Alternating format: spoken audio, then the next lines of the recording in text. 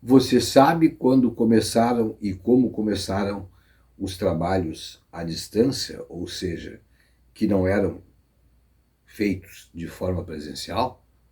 Não sabe? Então, aguenta aí, que eu vou te contar essa história toda.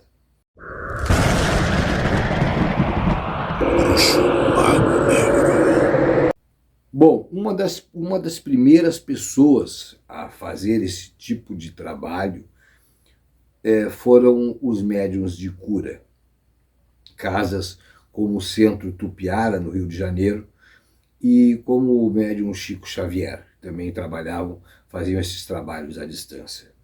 Mas no meio afro e no meio da alta magia, na bruxaria, quando é que isso começou? Quem foram os primeiros? Quem foram os pioneiros? Por que foram tão taxados de sem vergonhas, de enrolões? Passaram por isso tudo. E quando é que isso mudou? Bom, isto vai mudar na pandemia, tá? Vai mudar na pandemia. Mas até a pandemia, as primeiras pessoas que apareceram na internet oferecendo este tipo de trabalho à distância e que foram tratados como um bando de sem vergonha, eu poderia citar o nome deles aqui, porque eles ainda estão vivos. Claro, eles ainda estão vivos. Afinal de contas, a internet é algo novo neste país e inclusive no mundo.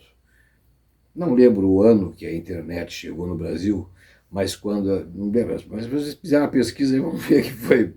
Não faz muito. Foi nos anos. Início dos anos 90, eu acho. 90 início dos anos 90, 96 ou 97, por aí. Foi por aí que chegou a internet no Brasil. E os primeiros, eu estava entre os primeiros, e era muito criticado. Eu não vou dizer quem é o outro, tá?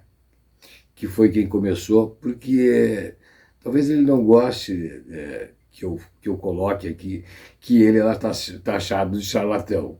Não, eu também era. Todo mundo que trabalhava na internet era taxado de charlatão. Todo mundo era vigarista, meu chapa. Só tinha safado. Mas aí veio a pandemia, as casas fecharam. Aí eu te pergunto, todo mundo virou charlatão?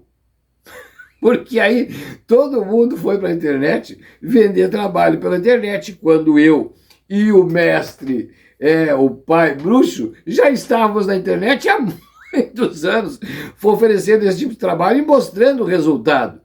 Só que as pessoas não acreditavam, não, os religiosos não queriam saber do nosso nome, por isso que nós somos tão odiados. Porque nós começamos isso há muitos anos atrás. Só que quando a pandemia chegou e as casas fecharam, não teve outro recurso. Os religiosos tiveram que ir para a internet, tiveram que se adaptar e ir para a internet. Aí eu te pergunto, viraram charlatões? Agora todo mundo é charlatão? Não, eles conseguiram aprender uma coisa simples. Mesmo falando em baixa ou em alta, não importa. A magia não tem fronteiras. Não tem. Eu posso fazer um trabalho daqui. Claro que alguns trabalhos eu preciso que a pessoa venha ao templo. E isto a gente nunca mudou.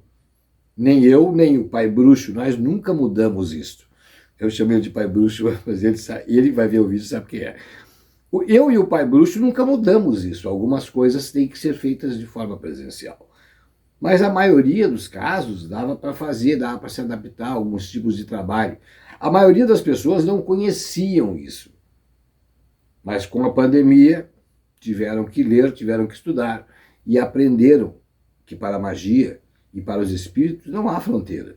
Não existe esse negócio de eu vou viajar e o espírito vai viajar comigo e quando eu voltar. Você sabe dessa história, eu já contei aqui a respeito de uma pessoa que contou essa história aí, que fez uma viagem, os espíritos foram com ele e quando ele voltou, os espíritos que moravam lá nesse lugar que ele foi visitar, os que foram com ele ficaram lá e quando ele veio, os espíritos que estavam lá resolveram viajar com ele de volta. É uma bobagem sem pé e sem cabeça, porque para o espírito não há fronteiras. Para as entidades não há fronteiras. Afinal de contas, era só o povo da Baixa ter pensado. Se o orixá estava na África, ele veio aonde? Como que ele chegou no Brasil? Ah, ele chegou no Brasil através dos africanos que foram escravizados. Tá, mas o orixá veio. Eles algemaram, jogaram o orixá para dentro de um navio e trouxeram? É claro que não. Vieram as pessoas que sabiam manipular a energia e sabiam cultuar o orixá.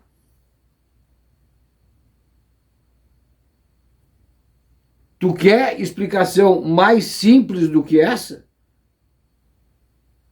Não tem. Mas hoje todo mundo sabe que funciona. Mas foi preciso, infelizmente, de uma pandemia para que muitos acordassem para esta realidade. Mas eu e o Pai Bruxo somos hoje os mais antigos desta linhagem, né? Tirando, claro, as casas kardecistas que já faziam trabalhos à distância, já faziam. O Centro Tupiara, no Rio de Janeiro, fazia curas à distância. Então, essas doutrinas, a doutrina espírita em si, é a que primeiro, se tem notícia, começa a fazer esse tipo de trabalho, mexendo com espíritos. As igrejas, os padres, também faziam à distância. Fazem até hoje. Fazem até hoje. Quer que eu explique isso? Ah, bom, isso eu explico num outro vídeo. Mas, com certeza você já sabia que a igreja fazia trabalhos à distância. Não deixa de ser um trabalho, tá bom? Não deixa de ser um trabalho. E o trabalho da igreja é um trabalho de alta magia. Meu abraço a todos vocês.